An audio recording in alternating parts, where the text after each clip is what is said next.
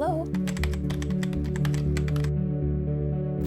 We're doing a July wrap-up. Today we're gonna sit down and we're gonna go over all the books that I read in July. I read a lot of books this month, so let's talk about it. So in the month of July, I read 10 books. I haven't read this many books since April, so this is kind of an exciting time. I read a lot of different types of books. Dare I say it, every book that I said I was going to read, and then some. So to start off the month of July, we read Never Been Shipped on my Kindle. Never Been Shipped was a book that I won in a Goodreads giveaway. Never Been Shipped was a contemporary romance, took place on a cruise ship, and it was kind of like second chance, found family, friends to lovers story.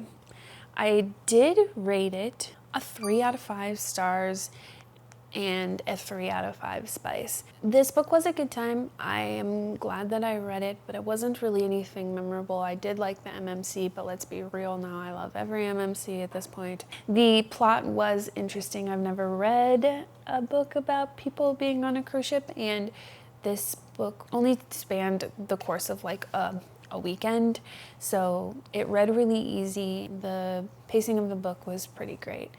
I am interested to read other books by this author because I know that she has written some other notable books, but this was my first one by Alicia Thompson. It also was my first book about like musicians, and I was highly intrigued by musicians, their lifestyle, and the things that they do for fun. So maybe in the future there's more opportunity for books about musicians. After Never Been Shipped, I read 𝖒𝖊𝖉𝖎𝖆, and that was a book that I borrowed from the library.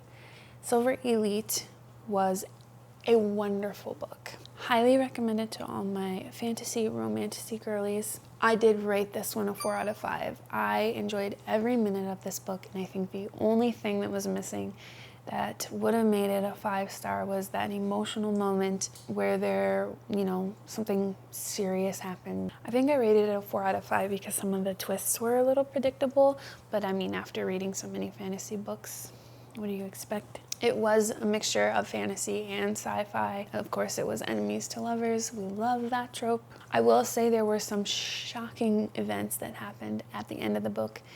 So while it was a little predictable, I still couldn't figure it out at the end. I think the other thing that kind of took me by surprise was there was just a lot of characters. There were a lot of names flying around, a lot of characters in this book. At some points, it was hard to keep track of who was who and what was going on. I really enjoyed the friendships and the friend relationships and dynamics in this book. I did truly love the MMC. At this point, we're not surprised. But I didn't really have like a big connection with any of them, and I wasn't thinking about the book after I had read it, so that's usually my marker for like, okay, was it a 4 or is it a 5? 𝖒𝖊𝖉𝖎𝖆 is book 1 in the 𝖒𝖊𝖉𝖉𝖆 series. This book also had a very strong female lead. So after 𝖒𝖊𝖉𝖉𝖉𝖆, we jumped back to contemporary romance for the palate cleanser, and we read Problematic Summer by 𝖒𝖊𝖉𝖆𝖆. This book just came out a few months ago. It is a interconnected series. You don't need to read any of the other books to know what's going on here, but there's lots of cameos in this book. So if you are a fan of 𝖒𝖊𝖉𝖆𝖆 and you have read some of the other books, look out for some characters making an appearance in this book. I did really enjoy Problematic Summer. However, I did only rate it a 3 out of 5 stars. I have loved many other 𝖒𝖊𝖉𝖆𝖆 books. So I had something to compare it to. This one was fun while I was reading it, but there were some moments in it that just kind of stuck out to me. Not a negative way, but in a not positive way. I did rate this 3 out of 5 for spice. There was lots of spice in this book. But their main focus here was an age gap with the main characters. I really didn't enjoy how hard on herself she was about the age gap, because it seemed like in the end the guy really didn't care.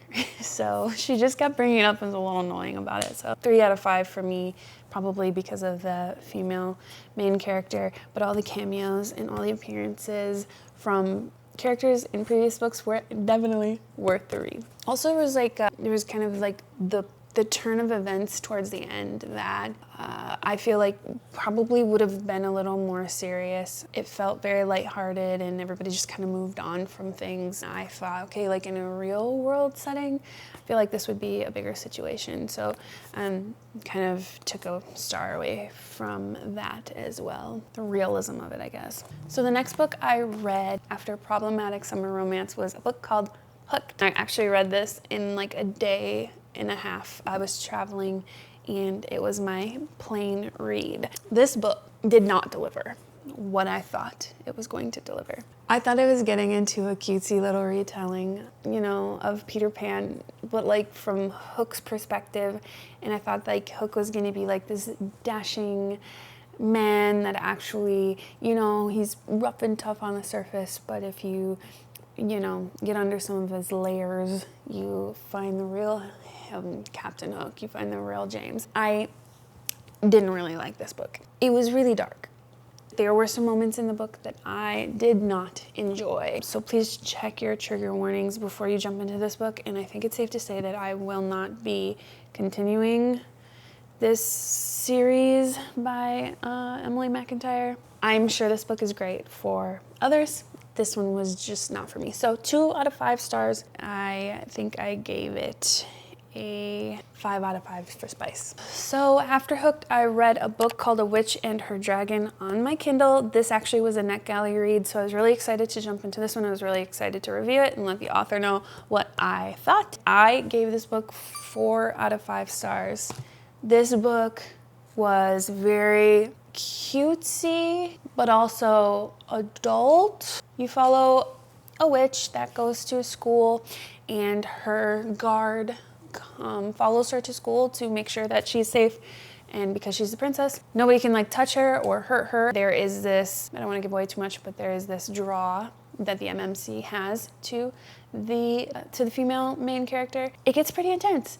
I did enjoy my time truly with this book. I'm excited to read the series if there are more books that are coming out. This does have a published date of June 3rd, so this book may be out already. I'm not sure, but I did read it through NetGalley. But 4 out of 5 stars, 4 out of 5 spice. So it was a cozy romantic fantasy, and it did have a really unique storyline, nothing that I've read before. The writing style did feel very whimsical and familiar. I think like Stephanie Garber, but dare I say better? It was very vivid and emotional writing. It was very poetic as well. There were some repetitive moments. There was some things that were being repeated a few times, and unfortunately that does kind of annoy me when an author does that. Like I get it.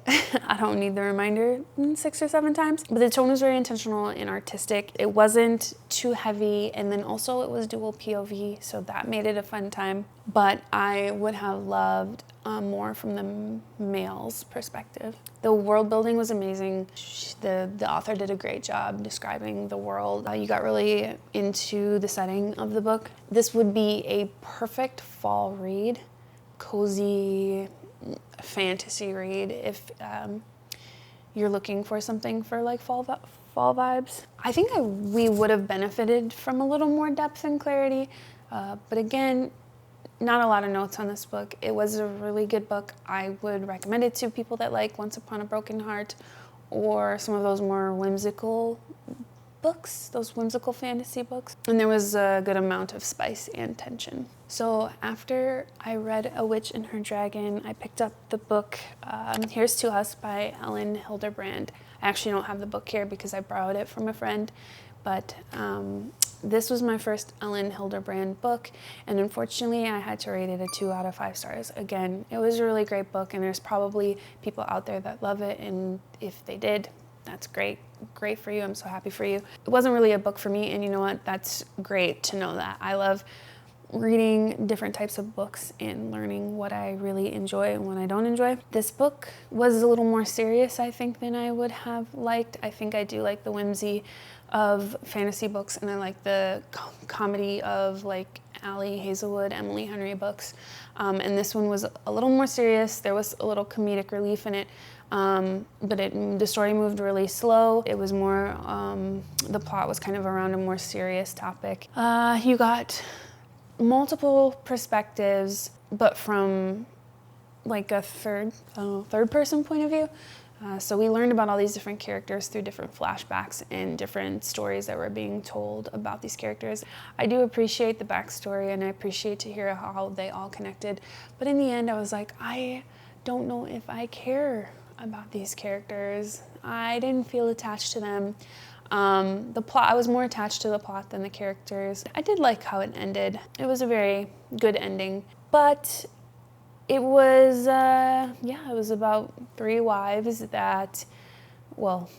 women that were married to the same man at different times, and so it just kind of was a story of how everyone met each other, how their thoughts and feelings around each other, and how they navigated through those feelings about each other as kind of time went on. So if you're into a more serious contemporary book, that one would be for you. There's not a whole lot of romance that happens. There are some scenes here and there that allude to it, but nothing super romantic in this book.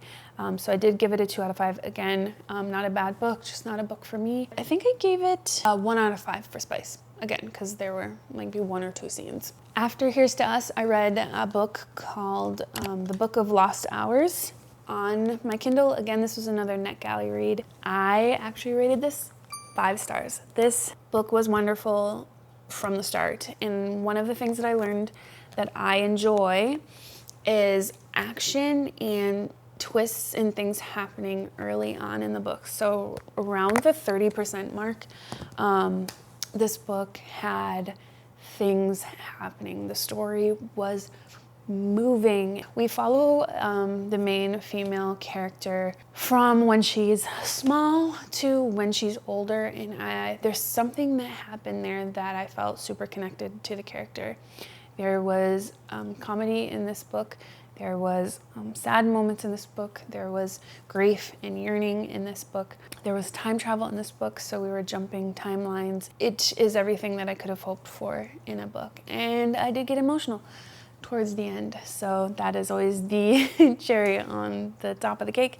That makes it a 5 stars if I have emotional, visceral reaction to the book. I highly recommend this book to anyone that, the author kept comparing it to like Ministry of Time. But I would say that I love this book way more than Ministry of Time. There was way more happening. I felt way more connected to the characters, and I cared way more about what happened to them. So highly recommend this book if you, I guess, are into science fiction and time travel.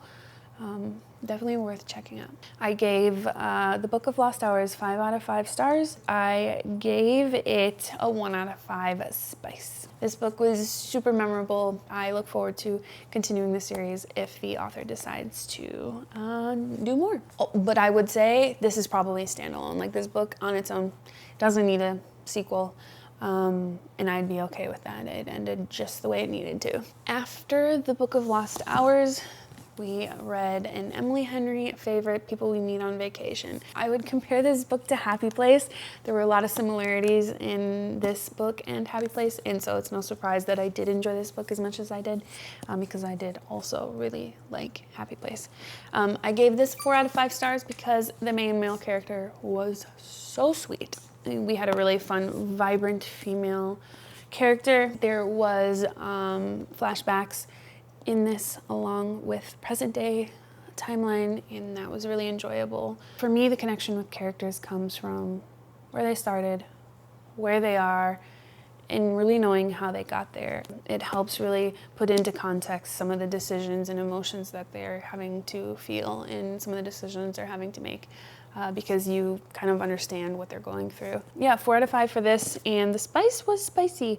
I would say, I didn't write a review for this yet, but I would say if I had to rate the spice, I'd give it a 4 or 3. I don't think there was a lot of spice scenes, so maybe 3 out of 5. The tropes are friends to lovers, close proximity. Yeah, close proximity. But again, the storytelling was really beautiful. Emily did a great job with this. And again, if you love Funny Story or Happy Place, you would love this as well. I think this book came out in like 2021 or something, so I'm sure everyone's read this book already. But if you haven't, do it. Read it. After People We Meet on Vacation, I was flying through books and I was like, what do I even read? I don't even know what I want to read. I haven't planned this far. I haven't picked out this many books yet.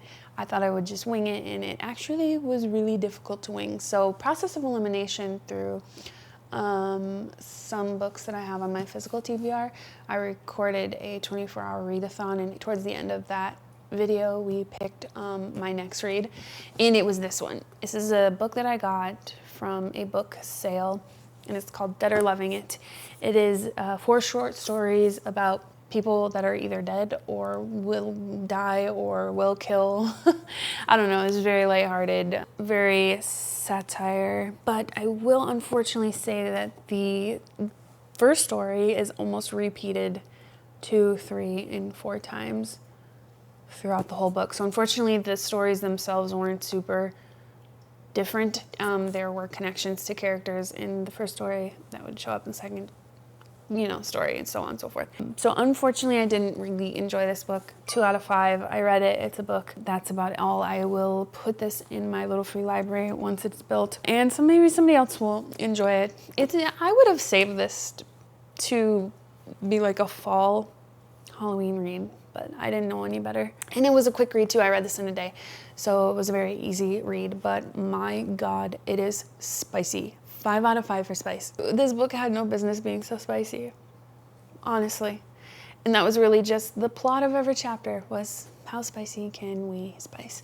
So, Dead and Loving It. Not for me, but maybe for you. Fun werewolfy time with spice? This is for you. And the 10th and final book that we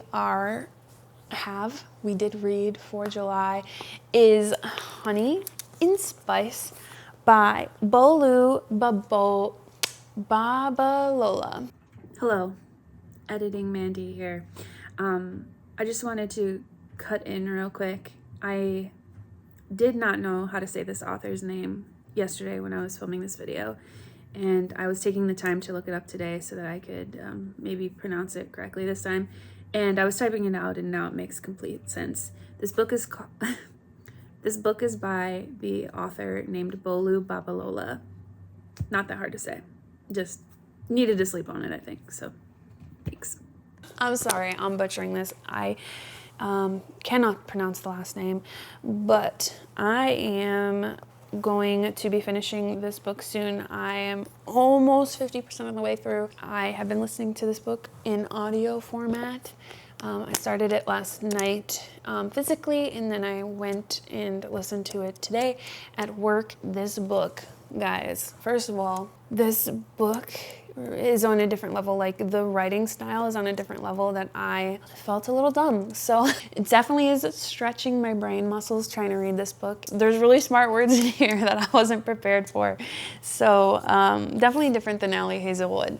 But this is a romance about 2 people, kind of not really enemies to lovers, but just their close proximity. They're working together to try to reach an end goal. This guy's new in town. This girl, I think she said she's like her 2nd year in university, and they kind of run into each other, and she's like, well, I've never met him before. She finds out that this guy is pretty popular for being new. All the women love him, and she's kind of a female advocate, and she runs a radio show where she's trying to empower women, help them through some of their relationship struggles, and offer advice, and again, a lot of empowerment happening. In order to get this really great opportunity, she has to prove to her professor that she deserves it, and she can work towards it, and she can kind of hit her goal. Part of her goal will be working with this man. So we're going to see kind of how this friendship unfolds. But what really sets this book apart from other books is the dialogue. The scenes are so in depth, and like, it's not just like you're not getting like a snippet into their conversation. Like, if they go out to dinner, you're not just like there for a few sentences and like then you're pulled out of dinner and like whatever. You are there. You are a fly on the wall sitting next to them. You are the spoon on their table, and you are there for the whole like conversation. I think that really works for this book. Like, the thought and the depth in the scenes and the conversations that are happening is just so different than books that I have read so far. Again, I wasn't prepared for this book. The writing style is just much different than some of our easy read, 𝖊𝖉𝖎𝖆, Emily Henry comedy books. So if you really want to work out your brain, read this. I just feel more intellectual just reading, you know, part of this. But the characters are super interesting. I really love the female main character.